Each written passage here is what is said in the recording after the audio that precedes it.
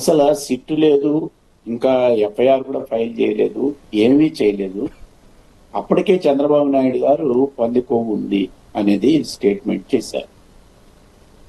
ఒక రాష్ట్రానికి అధినేతగా ఉన్న, అంటే ప్రభుత్వం నడుపుతున్న అధినేత, రాజకీయాల తర్వాత విషయం, ఆయన ఒక సిట్కి ముందు ఇది పందికొవ్వు కలిసిన లడ్డు అని చెప్పడం అనేది అది సరైనది కాదు. అదే ఇప్పుడు తెలుగుదేశం మన ఈ సంకీర్ణ ప్రభుత్వానికి చుట్టుకుంటా ఉంది. దానివల్ల కల్తీ అనేది వెనక్కిపోతుంది. అదేవిధంగా పవన్ కుమార్ గారు కూడా చెప్పారు, అలాగే లోకేష్ గారు కూడా చెప్పారు. పవన్ కుమార్ గారు ఇంకో ముందుకెళ్ళి మన అయోధ్యలో కూడా లడ్డూల్లో, అక్కడ అయోధ్యలో ఇచ్చిన లడ్డూల్లో కూడా కలిసిందని ముందు చెప్పి తర్వాత కలవలేదని ఆయన సరి చేసుకున్నారు. సో ఇది ఒక రాజకీయ అధినేతలుగా ఉన్న వాళ్ళు చేసిన స్టేట్మెంట్స్ ప్రజల్ని గందరగోళపరుస్తాయి. కాబట్టి ఆ విధంగా చేసి ఉండకుండా సిట్టు వేశారు కదా, ఆ సిట్టు వేసి తర్వాత ఎఫ్ఐఆర్, తర్వాత ఛార్జ్ షీట్, ఈ ప్రొసీజర్లో వచ్చిన దాని మీద కామెంట్ చేస్తే అది సబబుగా ఉండేది. మొత్తానికైతే నేను కల్తీ జరిగింది అనేది మాత్రం అది రసాయనాల లేకపోతే జంతు కొవ్వ అనేది మన తెలుగుదేశం మిత్రులే చెప్పేశారు. ఓన్లీ 10%, మిగతావన్నీ కూడా కెమికల్స్, పామ్ ఆయిల్ అని. సో కల్తీ జరిగింది. దీని మీద తుది 600 పేజీల రిపోర్ట్ వచ్చింది. 36 మంది, మొదట 24, తర్వాత 12 మంది కల్తీ చేశారు. ఇక ఇటువైపు చూస్తే అసలు కల్తీ జరగలేదని, ఇప్పుడు అందులో జంతు కొవ్వు ఉందని మొదట్లో చెప్పిన స్టేట్మెంట్ ఏ విధంగా సరైనది కాదో, ఇది సిట్టు స్టాండు అంటే రామారావు గారు సమాధానం చెప్పాల్సి ఉంటుంది. ప్రభుత్వం అధీనంలో ఉన్నప్పుడు వాళ్ళు కూడా సిట్టు స్టాండ్ చేసినట్టేనా? 5 సంవత్సరాలు కూడా అప్పుడు పెట్టిన కేసులు కూడా సిట్టు స్టాండ్ అయినా? అలా చెప్తే కనుక స్వతంత్ర ప్రతిపత్తి మీద నడుస్తున్న సిట్ కానివ్వండి, లేదా సిబిఐ కానివ్వండి, లేదా ఈడీ కానివ్వండి, ఇన్కమ్ ట్యాక్స్ కానీ, ఇవన్నీ కూడా ప్రభుత్వ చేతుల్లో టూల్స్ గా మారినాయి, ఆయుధాలుగా మారినాయి విపక్షం మీద అనేది అర్థం వస్తుంది.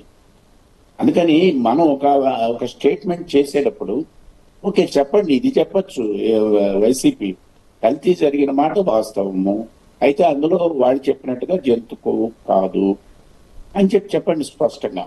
అయితే ఆ కల్తీ అసలు ఆనాడున్న అధికారులు అందరూ పవిత్రులు, ప్రభుత్వం మారింది కానీ అధికారులు మారలేదు కదా.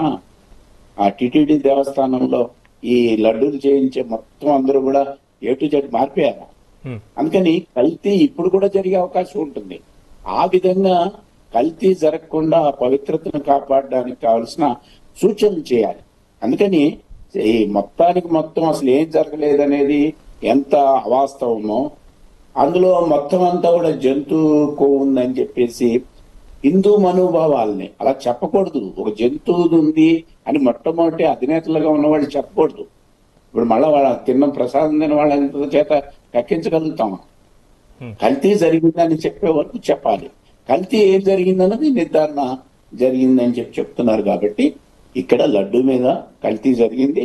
ఆ లడ్డు మీద జరిగిన కల్తీలో ఏమున్న ఇంగ్రీడియంట్స్ అనే దాన్ని రాజకీయ వాతావరణంలో తీసుకెళ్లకుండా స్వచ్ఛంగా ఈ పవిత్రతని కాపాడడం కోసం ఈ లడ్డూలో పలానా జరిగినాయి అని చెప్తే, ఇప్పుడు అధినేతలుగా ఉన్న వాళ్ళు చెప్తే, ఇప్పుడు మిత్రులు చెప్పినట్టుగానే చంద్రబాబు నాయుడు గారు వాళ్ళ నోటి ద్వారా రావాలి.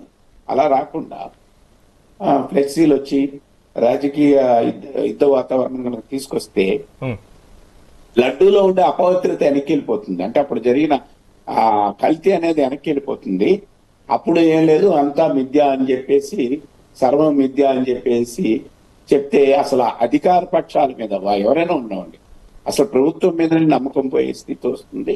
కాబట్టి ఆ వైపు రాజకీయ వాదన వైపు కాకుండా దీన్ని సుప్రీంకోర్టు ఆదేశాల మీదకే కదా ఈ సిట్టు తన తుది రిపోర్ట్ ని 14 నెలల పాటు 12 రాష్ట్రాల్లో ఎక్కడెక్కడ అనేది, ఎందులో హవాలా కూడా ఉందనేది, ఇవన్నీ కూడా మాట్లాడుతున్నారు కదా.